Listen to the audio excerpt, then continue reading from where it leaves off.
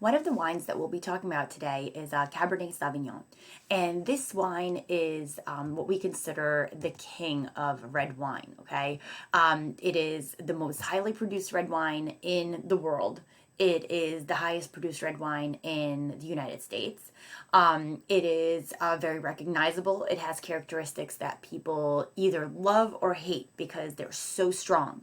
It's kind of the balance of the white Chardonnay. So within white wine, Chardonnay is kind of like the boss, and within red, it's Cabernet. It is produced all over the world. It originates from Bordeaux, France, but has found a new home and kind of this amazing life here in the United States, and especially in California and Napa Valley.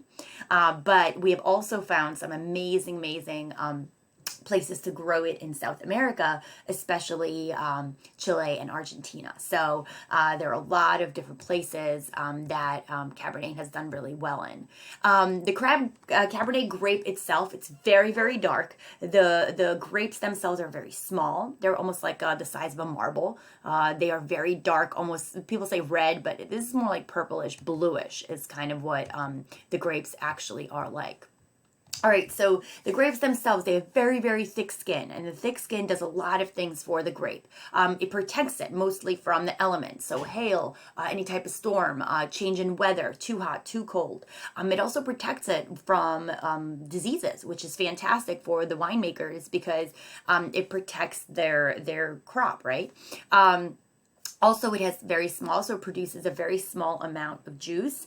It has very large grape seeds, which have great tannins. That's what gives this kind of this bitterness that kind of like what people do when they drink the Cabernets. It kind of burns a little bit, but those are all qualities that people love about the actual grape itself. As I mentioned, the amount that comes out of each grape, the amount of juice is very small. So once again, start thinking about why a Cabernet Sauvignons cost a lot. They're on your upper scale, upper range of costs when it comes to grapes. Wine makers have tried to increase this with cloning and kind of genetically trying to modify different varieties within Cabernets. But ultimately, we know that small production creates fantastic wines. So once again, this is kind of why winemakers are why they're charging the prices and why people are willing to pay them, I guess.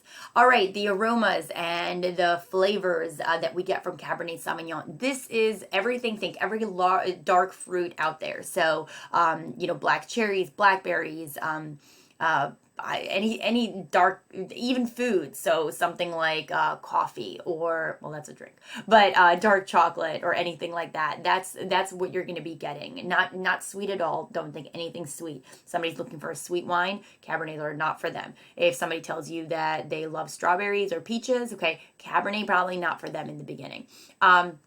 And the smell, we actually are looking for a lot of like a cigar and tobacco. You don't need to be a smoker. I'm not a smoker, but I love that smell. So it's kind of, if you know anybody has ever smoked cigars and you open up a cigar box, a wooden cigar box, and you smell it, that's a lot of times the smell that you're gonna get from a bottle of Cabernet. Maybe even like a brand new pair of leather shoes and you get that leather. I know that some of you guys are like, how does that smell good? It does to a lot of wine drinkers. And where does that come from? We already talked about wine,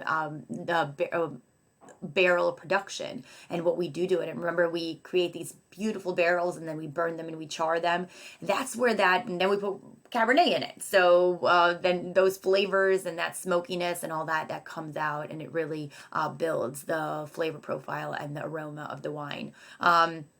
Once again, increasing the cost, right? A winemaker would only put a Cabernet in a barrel once, and that's it. So they can use it again. They would probably use it for something like a Merlot or a Pinot, but only once for a Cabernet. So once again, increasing that price tag for Cabernets for sure.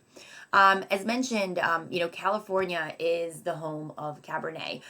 They produce these wines that we call, these big cabs. If you've heard anybody say, oh, I just love a big cab. then you're probably talking to me. But if you hear other people saying it, they are talking about Napa Valley, big cabs. The ones coming from Bordeaux, most of them are going to be blended. So if somebody's like, oh, I only drink Bordeaux, well, we know you're drinking Cabernet, and it's going to be blended with something like Cab Franc, whatever it is. If you actually go and study wine, you will see that France has very strict laws, and they can only grow certain varietals in certain part of the country, and people know that, so they know that if they are drinking Bordeaux, they are drinking Cabernet, because that is the varietal that's allowed to be drank there particularly. They are not big. They don't like that smokiness, oakiness like we do here in the US when it comes to cabs, so theirs are a little bit more floral. They're a little bit easier to drink. South America, their flavor profile is very similar to ours. They love the big cabs. They love that smokiness, oakiness. So if you're looking for a wine that is going to be similar in that profile, then you might be looking at wines coming from somewhere like Chile or Argentina. The Maipo Valley and Mendoza are just amazing wine producing regions right now. They're producing equally as good cabs as are coming from Napa Valley. They're much cheaper because they don't have that sticker on them. So if you are looking at, some wines that I might recommend, and you're like, Professor Anderson's crazy, these are all like $100 or $80 or whatever it may be, walk over to the South American region of the wine store and look at some of those cabs coming from, especially Mendoza and Maipo Valley, and you'll see they're much lower priced, and there's some fantastic wines. So that's just kind of a little tidbit if you are looking for something to research on your own. All right, so the tasting notes for Cabernet, the appearance will be dark, so there will be no variation of the color of the liquid once you put it in a glass. Some lighter colored wines might be darker on the inside of the glass. They kind of dissipate towards the rim. Not with Cabernets. These are really dark. We mentioned everything dark that you can think of. Those are all things, flavors that we are looking for.